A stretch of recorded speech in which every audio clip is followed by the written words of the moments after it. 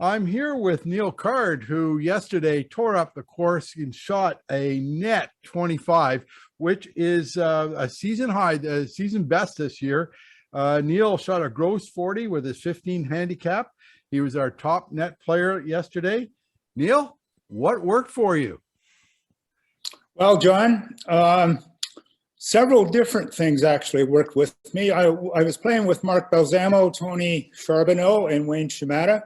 And I was saying to Mark as we were going around and I was having a good front nine, it was really just the perfect storm.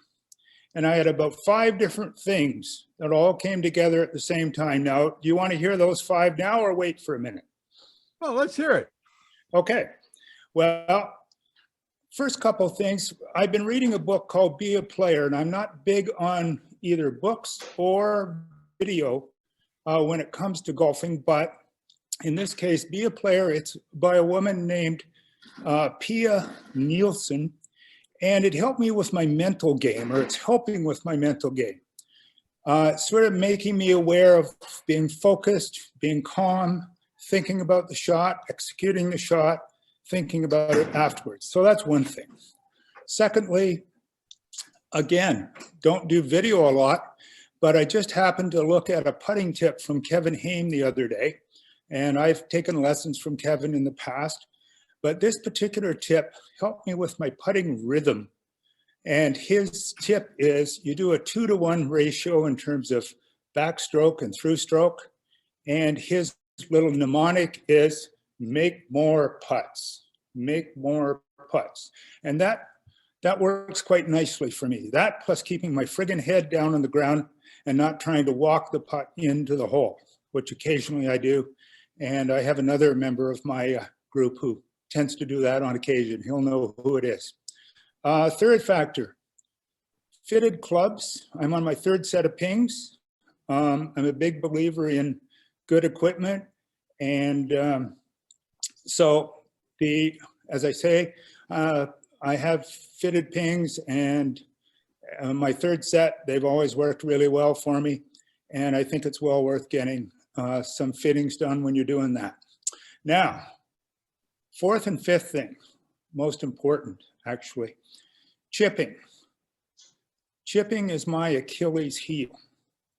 And I have been known by the nickname Mr. Chippy. And it has not been a flattering name, let me say.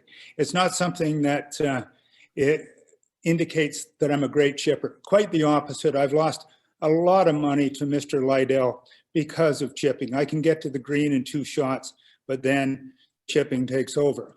That is changing. And it's changing because of the room I'm in right now. I'm actually upstairs in the anniversary room.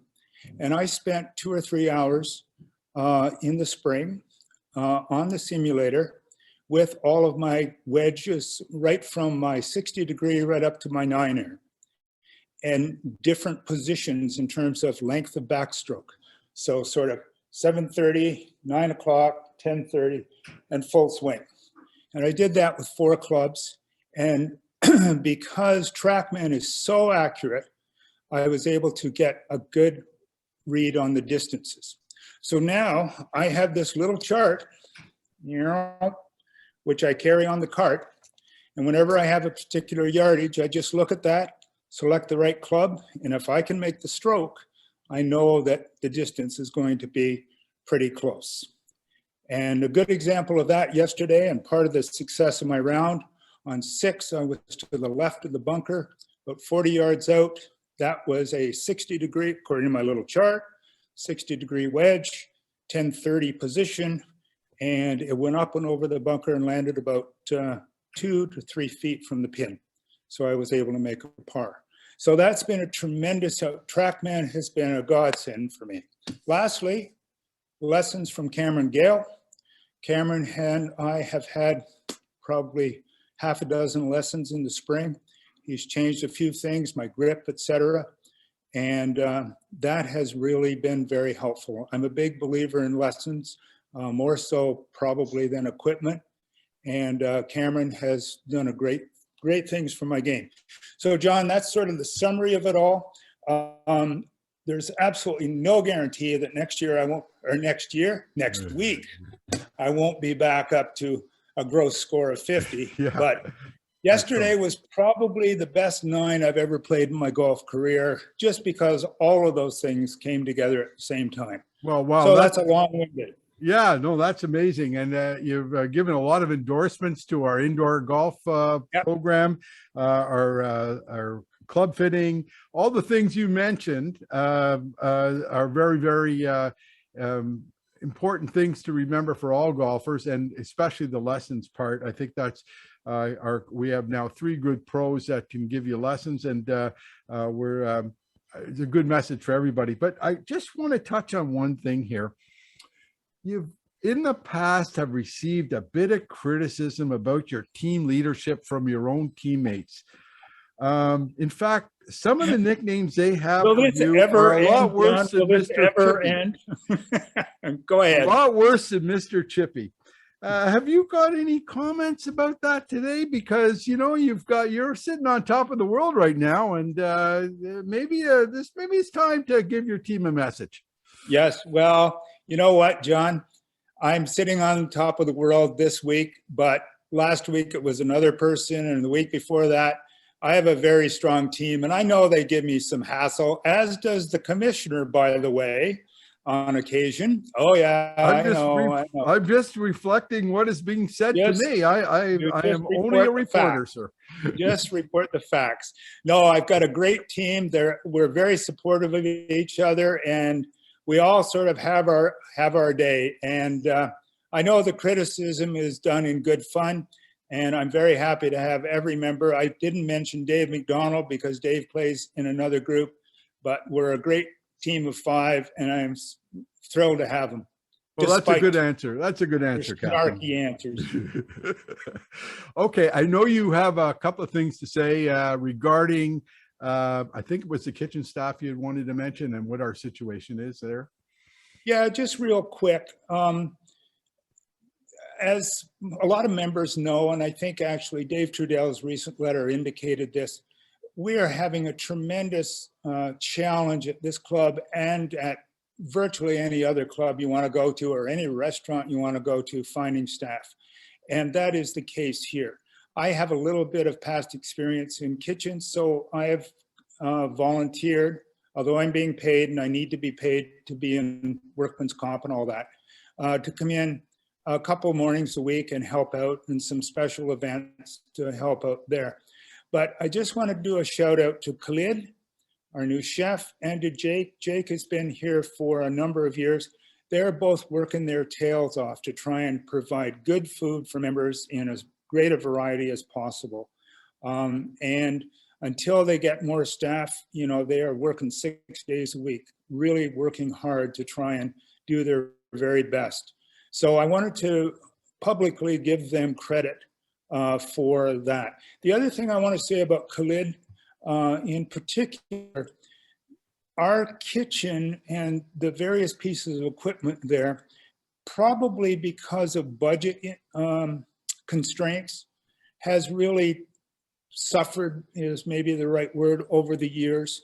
And because now we're in a better financial position, Khalid has a tremendous amount of expertise. He's owned or worked in 4 restaurants prior to coming here. And he has done, I've seen it. We've got new stoves, a new grill, new ice machine. And he's working on tremendous improvement on our air system. So he has the expertise and the contacts and the energy to really bring this kitchen up to high quality standards, which will last for many years to come. And I want to give him credit for that. One thing we learned in the last 2 or 3 weeks, certainly with the power outage, is we have a critical need for a generator at this club. If no other reason to run the fridge, and when I talk about fridge, our fridge is a walk-in, you walk into it. Our freezer is a walk-in, you walk into it. And we had several hundred, if not thousands of dollars worth of food that were in jeopardy, that without the help of the kitchen staff, many members, our other professional staff here at the club, we would have lost a great deal. And, you know, having a generator is something that would be, it's really, in my opinion, absolutely critical, not only to the functioning of the kitchen and the preservation of things like that, but you could carry on with the club being open if we had power. And from the looks of climate change, et cetera, this isn't going to get better. It's just going to get worse. Yeah, And so we'll have I agree. more and more incidents. I agree, Neil. And I think one of the things I just read that if you do have a generator, some insurance companies are giving you a discount and even paying for your gas while you use that generator. And they're giving you a discount because it benefits them. Yep. One last thing regarding the kitchen. You're there. Yep. Thank you very much for your time. I know I see you there a couple of times a week, and I know you work very hard. If there's somebody out there listening that either knows of someone or maybe themselves wants to get involved, what kind of experience do they need to do to help out? Maybe just prepare food or whatever. They don't. Do they have to have? Do they have to be a chef? They have to go to school? They have what kind of experience would you expect? No, absolutely not. Now, Khalid is a much better person to answer this question, but both Khalid and Jacob are tremendously good teachers. They've, you know, I learn every new kitchen I go into, I learn new things. And Khalid and Jacob have both taught me a whole lot just in the short period of time I've been here.